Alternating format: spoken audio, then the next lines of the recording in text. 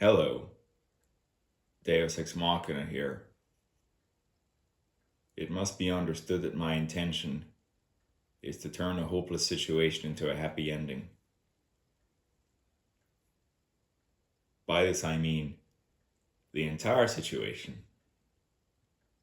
Um, and so when I made the speech um, on sexuality and much more for adults, uh, I thought it was pretty profound. I thought it was um, dealt with a lot of issues, and I thought it was in large part true. Um, I didn't expect it to blow up because none of my speeches with no visual content has ever blown up. Um,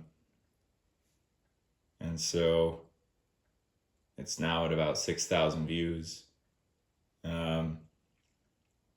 And after it blew up, I listened to it again and in the description corrected information that I believe was slightly inaccurate in that, because it is nearly impossible to create content that is 100% true. And so the description contains slight correction as to any slightly incorrect information I might have said, but the truth content of that speech is nearly 100%, which is, I believe, why it has become so popular. Anyway, love needs to come back. And so ultimately, everything is very rotten. Myself is a mixed fellow, right? I have largely Caucasian or white genetics. I have a moderate percentage of black genetics.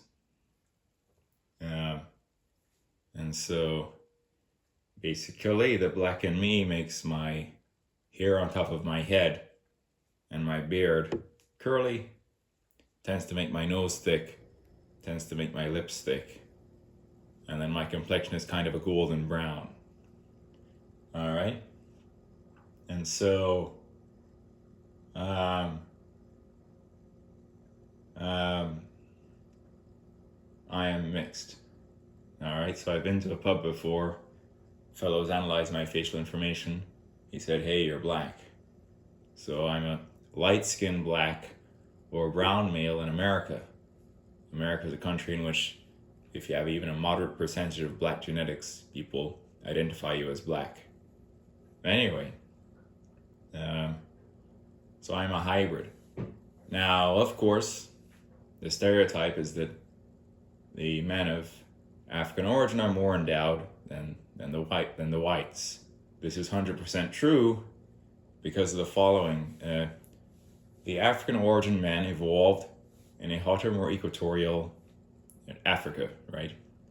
And so why is temperature the causative thing? Homeostasis. The white folk evolve in the temperate regions over generations.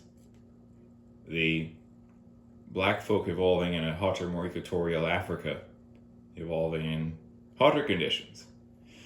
Here's the following: the human body's evolved response to heat, homeostasis.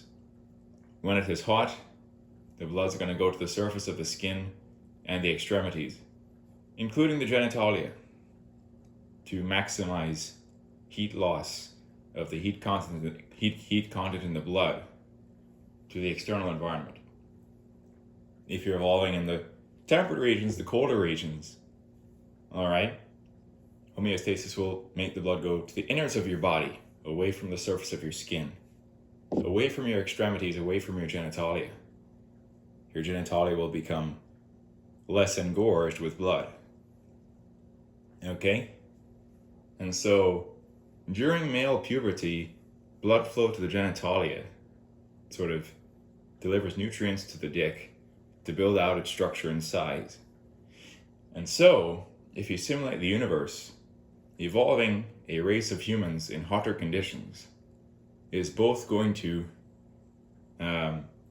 lead to a mutation of increased melanin, which is then selected for as ideal for the more equatorial regions to fight the solar radiation, which could cause skin cancer.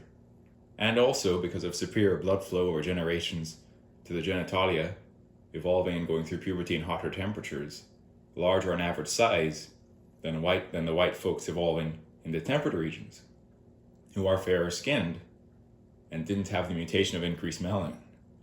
Because for their more temperate conditions, the solar radiation is not as intense, and that mutation is unnecessary. And so, in terms of the real way to measure a male penis, it is the bone pressed erect length from the top. Alright, you press to the bone, you go to the end. And so basically, the following is the truth. Men like to get competitive about this kind of thing, and also the entire pornographic industry exaggerates nuttily. Alright? But basically, you get the following.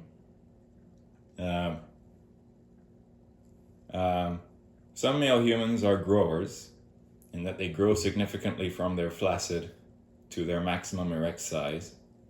Some male humans are showers in that they do not grow that significantly from their flaccid to their maximum erect size. Okay? The showers might more readily have some kind of visible bulge in their pants when they're flaccid, if they're showers. Or they could still be growers, but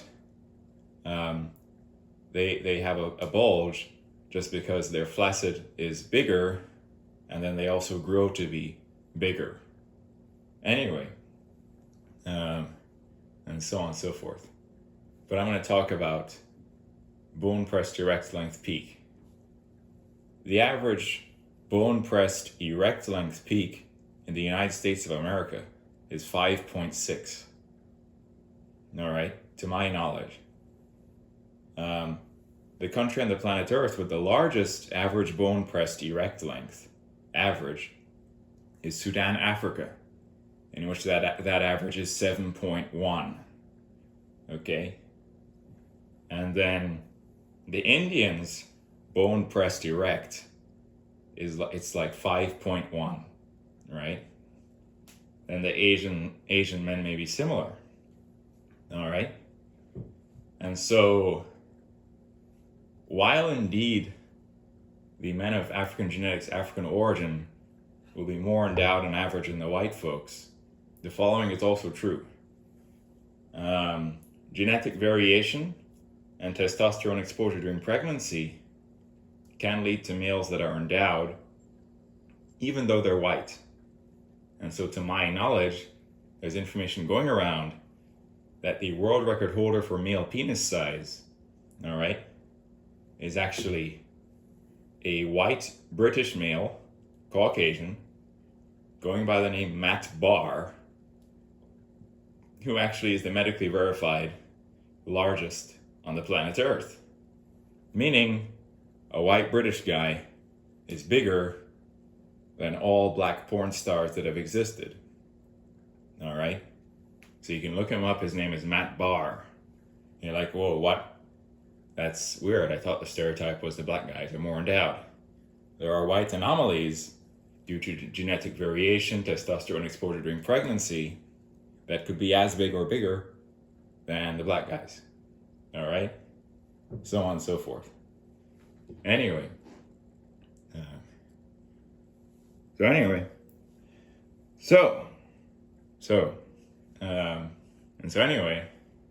So here's me now.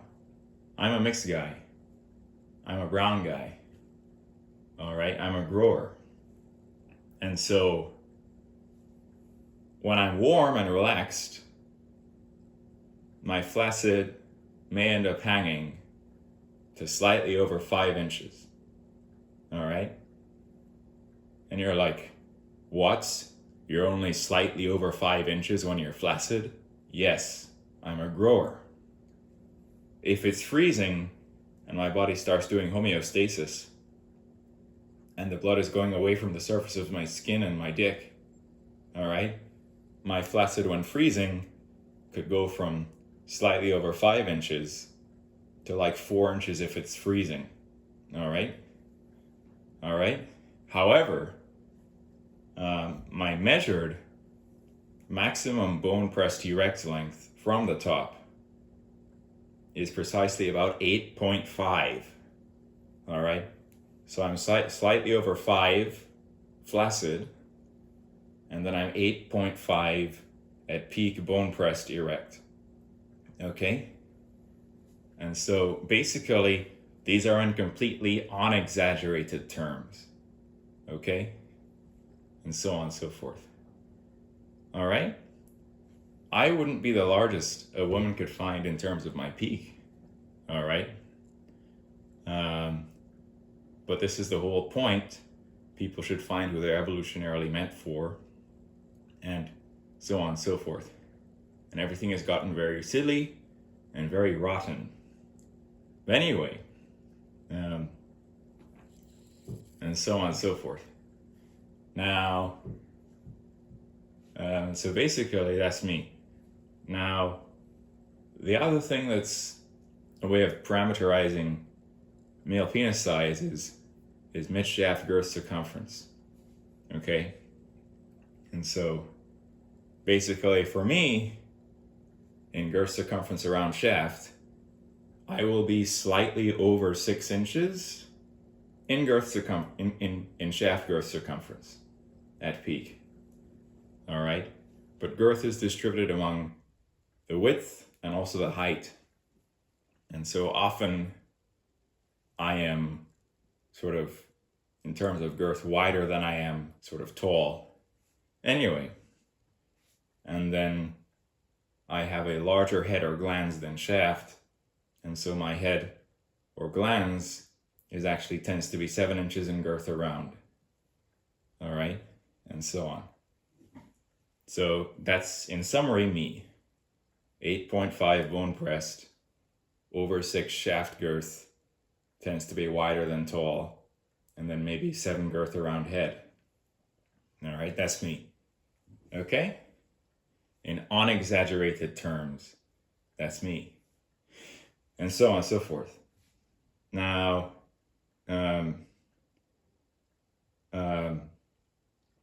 why I want love to come back is the following. So, just like male penis size will vary based on race and genetic variation and hormones and so on, female vagina size is going to vary. There's a study done, and they found that the vaginas of the Chinese woman, the Asian woman, were actually smaller than the Western woman. All right? Similarly, the average bone pressed erect length of the Asian men is smaller than the Western men. All right? So in the beginning, the races used to mate with each other. Okay? Whites with whites, blacks with blacks, Asians with Asians. There are beautiful Asian couples, this, that, and the other, right? Asians meant for each other. Asian rituals, and everything's beautiful. Asian order, this, that, and the other. Love, all right? So on and so forth. Anyway, now, so on. And so the Asian women have the smaller vaginas, the on average. And so the Asian men are typically smaller on average, all right? And so we've gone from, Asian couples in the beginning to now some Asian woman is doing a pornographic scene with The Break or Julio Gomez or whatever the hell for money and ultimately just money, because a lot of dumb consciousness for some reason watches that content. The amount of consciousness that watches or is willing to subscribe to some service to watch that content is such that the video makes money, And so the Asian woman will make a porn scene with the break for money, which is stupid. Anyway, and so in the start, you had all these pure Asian couples. Again, a study was done. The Chinese women have smaller sexual apparatus, smaller vaginas than the Western women. The Asian men have, on average, smaller dicks than the Western men. All right? And so on and so forth. And so I want love to come back because I think people should find who they are evolutionarily meant for. All right? And so this varies because male dick size varies, female vagina size varies. For some females, some guys will be too big, some guys will be too small, some guys will be just right. Okay? And so what I hope is the case is that people don't get put out, because I think what you're here to do on this earth, one of the things is to find evolutionarily who you're meant for. All right?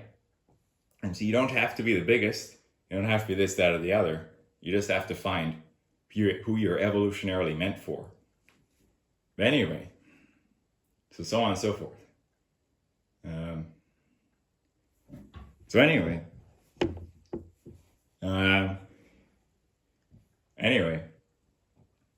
so on and so forth. So anyway,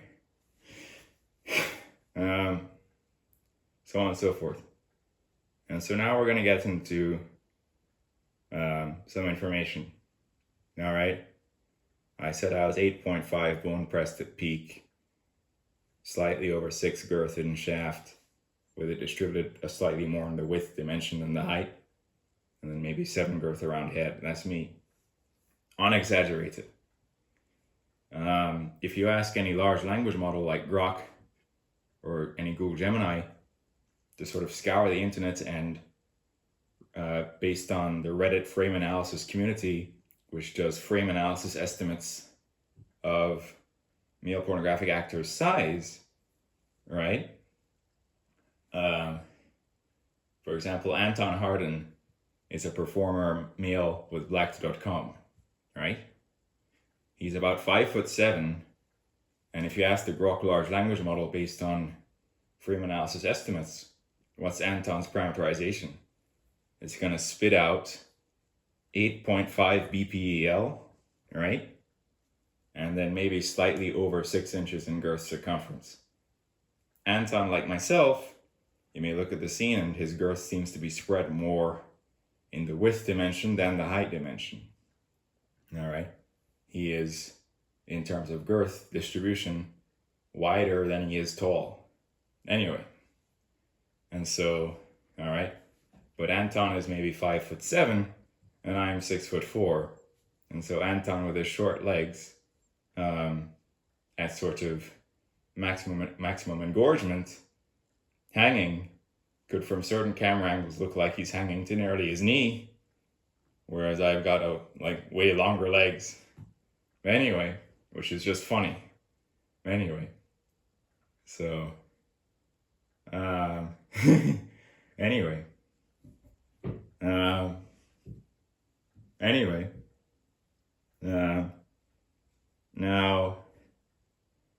Now, so let's see now, what else? And so on and so forth. So, let's see. Now, the other thing that happens is that in the male porn industry, there are enhancements. And so here's a set of enhancements you can do, right? There is suspensory ligament release surgery, which is you decouple the dick from where it's attached at the pelvic, adding maybe 1 to 2 inches of viewable length to make it look longer for pornographic effect. And so some male porn stars have done that ligament cut to enhance length appearance. Then there's the following. In terms of girth, if you ask some LA surgeons whether they've implanted male porn stars to increase girth, the answer is yes. And then there's use of dermal filler, which is an injection to increase thickness or girth. Some of them use filler. And then there's also being pumped. And so a good amount of male porn stars will pump before a scene. And so a vacuum pump is used, and if they're pumped, it basically increases the amount of blood that their dick engorges with, and pumping can enhance appearance of both length and girth. It's a vacuum pump. And so many male porn stars are pumped for scenes. Anyway. All right.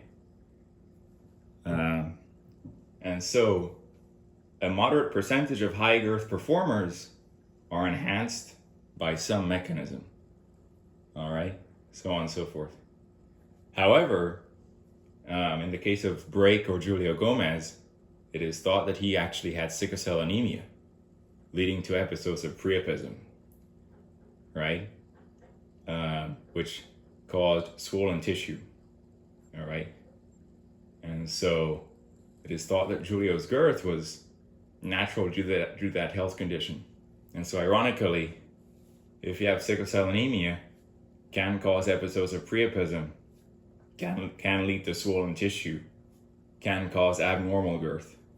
And so other than his genetics, that health condition is thought to be the reason for Julio's sort of extreme thickness or sort of abnormal thickness. Anyway, it is also understood that he typically, like many of them, would pump for his scenes. And so if he is pumped, he could be even thicker. So anyway, now yet another thing that people have discussed with Julio or Brake is that if you look at his dick, the point where it attaches to his body, you can see kind of like a deformation. In other words, there is actually a sort of deformation that is somewhere between 1 and 2 inches at where his dick attaches to his body. And so if you look at the Brake or Julio's dick, it actually does the following. For between 1 and 2 inches, there's a visible kind of stretching or deformation. And so you'd have to look at pictures of it and you can kind of see it, and it looks abnormal. And so that visual appearance typically correlates with sort of some kind of ligament cut or sort of detached suspensory ligament to enhance length, or because of his health condition, his sickle cell anemia and priapism episodes can cause damage leading to some kind of compromised suspensory ligament, leading to a naturally occurring detachment. All right, and so that observed wear detachment at Julio's, where his dick connects to his body, could either have been intentional surgery or just damage because of his health condition.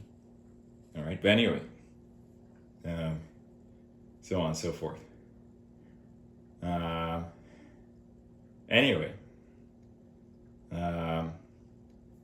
And so some performers have done implants.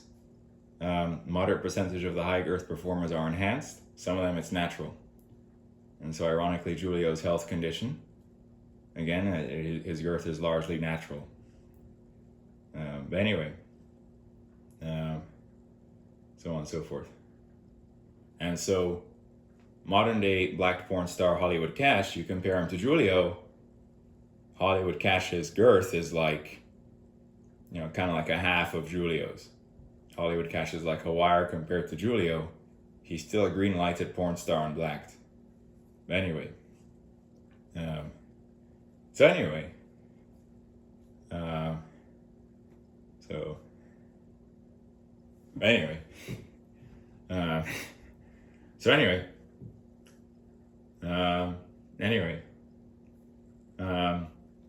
And so you ask any large language model, what is the sort of parameterization for Julio? It's going to spit out that his bone press direct length peak is between 9.5 and 9.75, right? And that may actually include that odd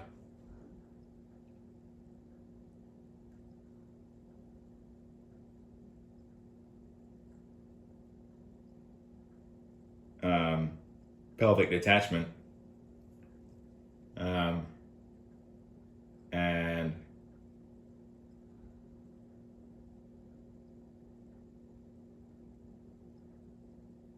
they said in terms of girth that he is 6.5 to 6.75 around when not pumped, and so on and so forth. If pumped, he could be thicker than that. And so you get me versus Julio. Julio's coming in at 9.5 to 9.75 at peak, potentially including his detachment. Up to 6.75 around when not pumped. I'm coming in at 8.5 bone pressed at peak, slightly over 6 around, more width than height, and then 7 girth at head. All right. But interestingly, Julio's peak again of 9.5 to 9.75 actually includes that odd sort of detachment that appears where his dick is connecting to his body. And so if you watch his scenes during insertion, he tends to compress, like that pelvic detachment tends to compress. And so I'm not sure how it affects his actual insertable length, but the visual appearance of his length is like 9.75 at peak, including detachment, but then the functional insertable length may actually be more so similar to mine. But anyway,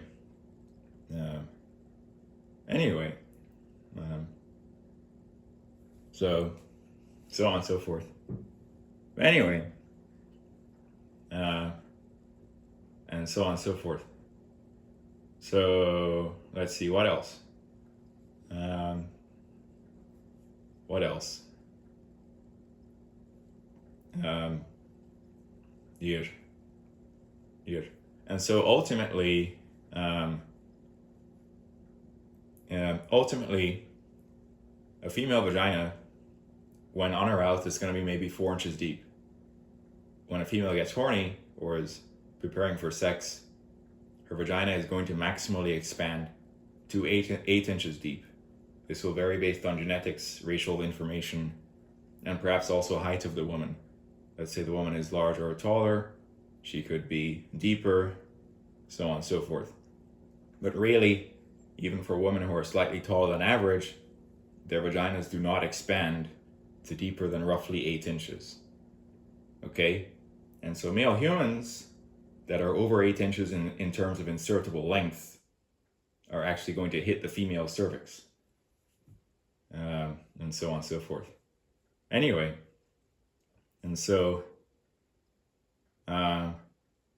luckily by evolution, my peak bone pressed is 8.5. And so there's non-bone pressed, there's bone pressed. Non-bone pressed, you don't push the bone. All right? Bone pressed, you push the bone, including compression of fat pad, which may add 1/2 inch. And so during actual sex, your insertable length is, closer to your actual bone press direct length, because during insertion or maximal insertion, the fat pad is compressed. And ultimately, the majority of the full BPEL is actually insertable, because in full insertion, the fat pad compresses, and so on. And so my maximum size will hit the majority of female cervixes, and so on. But anyway, and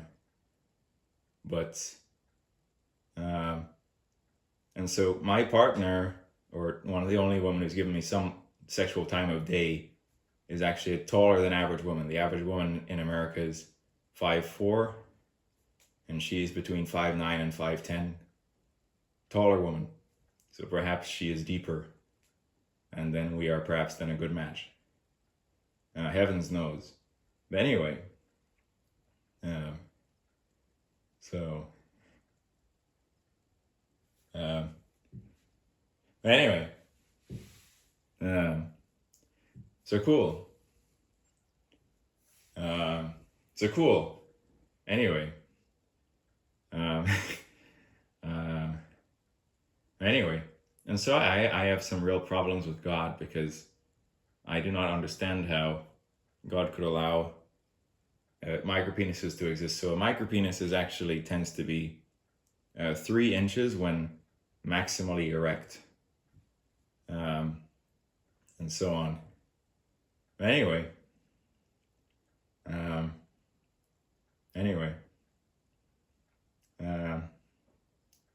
but it seems that fate just loves irony, and that everything that is a good or could be envied also has a curse attribute to it. Anyway,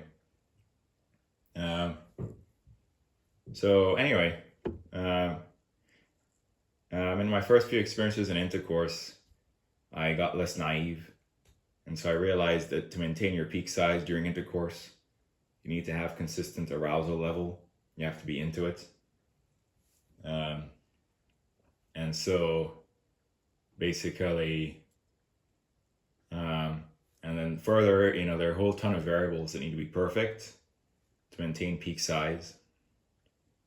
And so if your leg muscular strength, your core muscular strength, and your cardio is suboptimal, additional muscular load or cardiovascular strain for your legs or something could be such that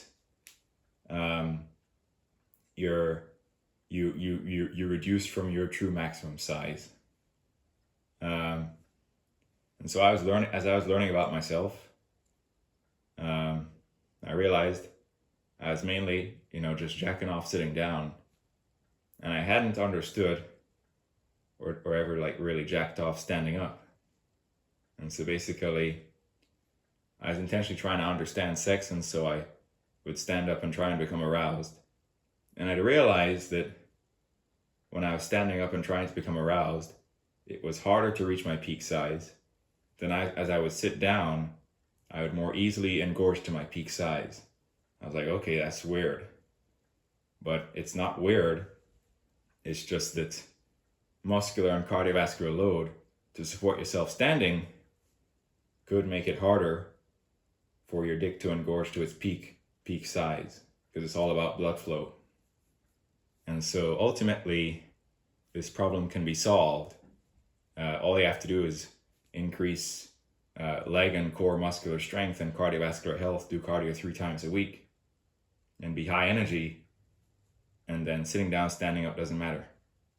So I did a standing photo shoot when I worked on my muscular and cardio strength, where I'm roughly at my peak 8.5, and I scaled it to an image of Julio kneeling, and based on making our heads the same size, width of our thighs the same size, and funnily enough, I actually look highly comparable to Julio in that picture, right? Obviously slightly thinner because he was the thickest. The second time I had sex in my life with a woman 11 years older than me, she said that she reached orgasm 4 times and that her legs were shaking. I was most consistently at my peak size because I was still naive when she was bouncing on me in a cowgirl position when I could sit down and do nothing. All right? But now I figured out how to stay at my peak invariant of sitting down, standing up. I have standing pictures to prove it, where I'm at my peak standing up. But anyway, and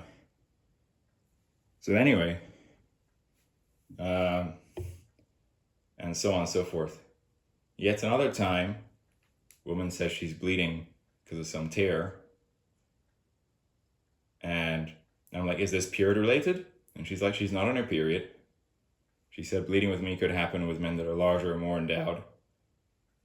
And so based on the unexaggerated parameterization I've just given, I am in the more endowed category. Anyway, she said it was not period related. Then, after I got confident, and I have standing pictures to show the proof that I am at my peak when standing, and I'm confident and ready, the universe in its irony gives me a high fever and a virus. The fever kills my sperm count, my hydration level, my energy level, and my libido, and actually ends up making me a dead battery with horrible erectile dysfunction. And so I go from confident standing pictures showing my peak size to horrible erectile dysfunction because my body's fighting a high fever and a virus. And so I have funny, ironic, pathetic erectile dysfunction when sex. And in large part, I'm 6 inches or less during that intercourse because of weakness due to illness. Because fate loves irony.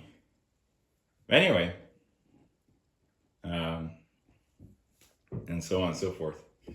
Anyway, so on and so forth. Anyway, and so increased size may tend to increase orgasm count, because if you're longer, cervical stimulation tends to increase probability of orgasm. If you're slightly thicker, the pressure against the vaginal walls could increase probability of orgasm. I'm roughly 7 girth at head, but slightly over 6 at shaft, and then somewhat wide as opposed to tall. And so if the woman said she had 4 orgasms, I suppose then I'm somewhat good. In that the head girth is good, and then the length is going to hit cervix. But then average size can also lead to orgasm from more shallow, not cervical, but clitoral stimulation. All right, and so the average size guys can make a woman orgasm as well. All right, so it's just all really quite silly. Everyone's gone rotten. Anyway, for example, when I was sick and had horrible ED because my body's fighting a fever and a virus, when I was healthy, the first time I properly had sex with this woman, she said it was 4 orgasms. All right, when I was sick and had ED, I said, how many times the orgasm? She said, okay, once, and then corrected herself and said maybe twice, right? Okay. And so when I was potent, it was interesting. Anyway.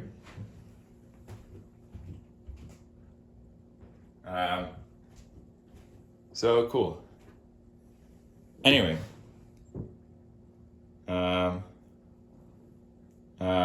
I will turn a hopeless situation into a happy ending.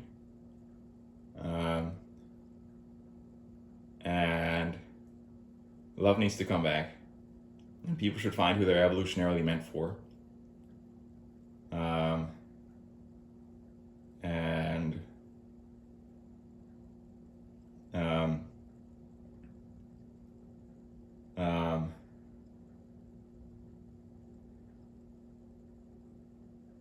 Yeah, for a woman to commit to a male is interesting, and so I'm sufficiently enlightened to know that I'm not the largest a female could find.